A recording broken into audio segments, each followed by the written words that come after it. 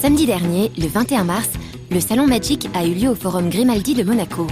Magic pour Monaco Anime Game International Conference. À plusieurs niveaux, ce salon se démarque des conventions classiques que l'on trouve en France. Déjà, pas de stand, pas de boutique, pas de youtubeurs ni de freehuggers. L'essentiel se passe dans l'auditorium où s'enchaînent les tables rondes et les conférences. Ensuite, un des points forts de l'événement, ce sont ces invités de renom dont certains venaient en France pour la toute première fois. Yoichi Takahashi, le créateur d'Olive et Tom, était avec nous, Captain Tsubasa.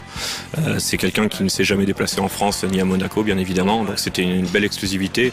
Nous avions aussi Yoshitaka Amano, le designer de Final Fantasy. Nous avions aussi Yuji Naka, le créateur de Sonic. Et puis entre autres, nous avions Shinji Hashimoto, le vice-président de Square Enix et le producteur de Final Fantasy et Kingdom Hearts. Le climax de cette journée était sans doute le défilé de cosplay devant un amphi quasiment rempli. Le niveau était d'une qualité rare, car Magic avait invité 10 des meilleurs cosplayers de toute la France. Le bilan du Magic très satisfaisant, beaucoup de monde, des invités japonais très enjoués et ravis d'être là, et un public qui a été très participatif sur toute la durée de l'événement, que ce soit dans les conférences, les tables rondes, le concours de cosplay. Autre initiative intéressante, le Game Contest, un concours destiné à soutenir l'innovation dans le jeu vidéo avec un prix de 100 000 € pour le projet gagnant. On s'attendait pas à avoir autant de niveaux en fait. Le jury était composé de professionnels, dont le créateur Eric Chahi.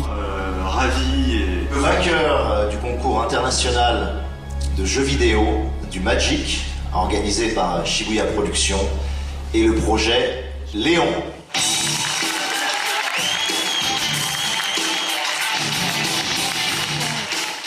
Léon, c'est un jeu sur iPad et sur tablette qui est conçu pour qu'un enfant, à partir de 6 ans, et son papa ou sa maman puissent jouer ensemble. C'est un jeu qui prend la forme d'un livre, à l'intérieur duquel on va pouvoir modifier les éléments, donc le texte et l'image, par l'échange de mots, pour modifier la situation dans la page, dans la suite du livre, et progresser dans l'histoire. Quand on a commencé à vouloir développer professionnellement le projet en vue de le commercialiser, on s'est un peu renseigné et on a cherché les différents types de concours ou d'aides possibles pour pouvoir débuter, sachant qu'on n'avait pas encore de structure. Et du coup, c'est comme ça qu'on a découvert le concours.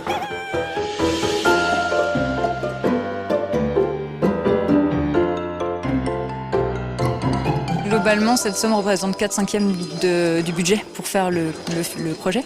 Ça veut dire pour nous qu'on va pouvoir finir ce projet et le commercialiser.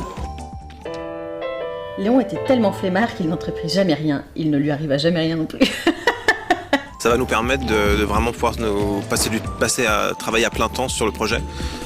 Pour l'instant, on travaillait en dehors on est salariés tous et on travaillait notre temps libre, les week-ends, le soir, et c'était compliqué. Et maintenant, avec cet argent, on va pouvoir se concentrer sur Léon. Léon répondit brutalement « Mais moi aussi, je veux aller dehors !»